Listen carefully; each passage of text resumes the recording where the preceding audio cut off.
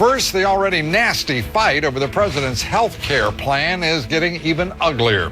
There have been more angry confrontations at town hall meetings and constituent meetings all across the country. American citizens trying to exercise freedom of speech after being excluded from the health care debate in Washington rising up. The White House and Democratic Party increasingly desperate in efforts to control this debate. One top White House official reportedly said, quote, "If you get hit, we will punch back twice as hard." Lisa Sylvester has our report. Anger and other raw emotions from protesters.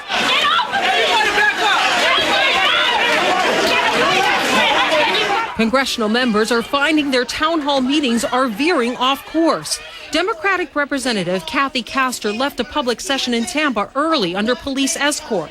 And in St. Louis, 6 protesters were reportedly arrested at Democratic Representative Russ Carnahan's healthcare town hall meeting. Video from YouTube appears to show a scuffle outside following the meeting. One man told the St. Louis Post-Dispatch he's a conservative activist who was attacked. White House spokesman Robert Gibbs has labeled the disruptions as astroturf or fake grassroots movement.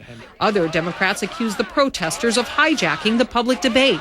A number of groups have formed that are trying to give advice about how to suppress town halls. There are websites dedicated to it. And I think there are some paid organizations, some affiliated with members, current or former members of the Republican Party, who seem to be fanning the flames.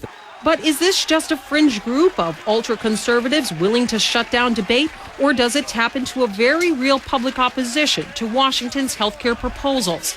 A recent CNN opinion research poll finds that while 50% back President Obama's healthcare proposals, 45% of Americans oppose the plan, with 33%, a full third, strongly opposed.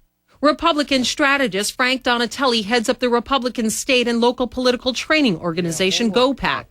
Is there some organization involved? Sure there is. I mean, on both sides, there are groups that are trying to turn out supporters pro and con to the president's policies. But I think the real question is, are they real? And the answer is yes, they are real.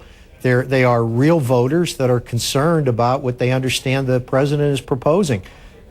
The polls show that.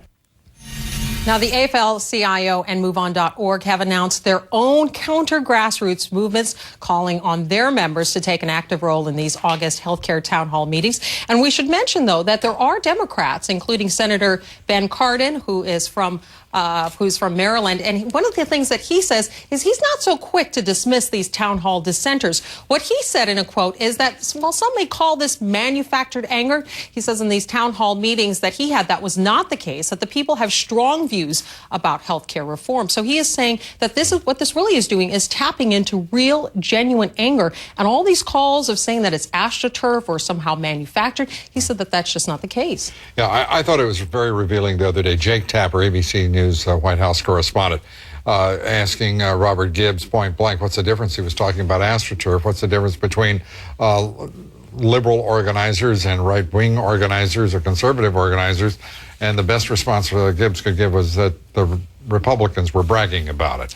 Well, I mean, that's really remarkable. You know, and this is a good point, is that MoveOn.org and AFL-CIO, they are rolling out their own grassroots version. And as you saw in that video, you know, it's been painted that these are somehow these ultra-conservatives, but there are, in fact, many liberals at these debates who are also shouting, who are also getting involved, and so the temperature is definitely turning up, Lou. Yeah, and you know what? Actually, Richard Trump at the AFL-CIO today talked about the noisy politics, including at the beginning of the founding of this nation.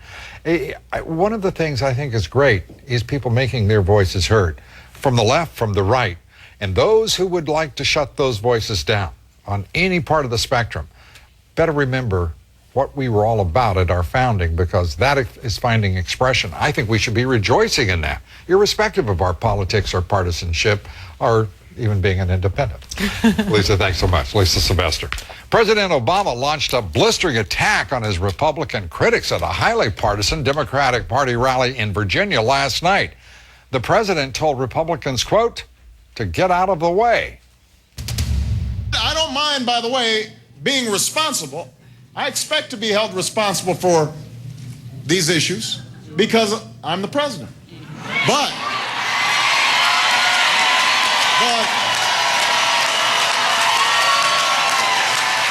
But I don't want the folks who created the mess, I don't want the folks who created the mess do a lot of talking. I want them just to get out of the way so we can clean up the mess.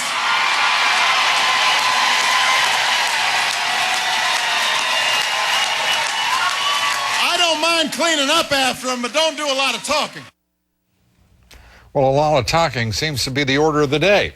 And as you heard, President Obama telling his opponents not to do a lot of talking, that may be a reference to Americans who are simply exercising their right to protest against the president's health care plans.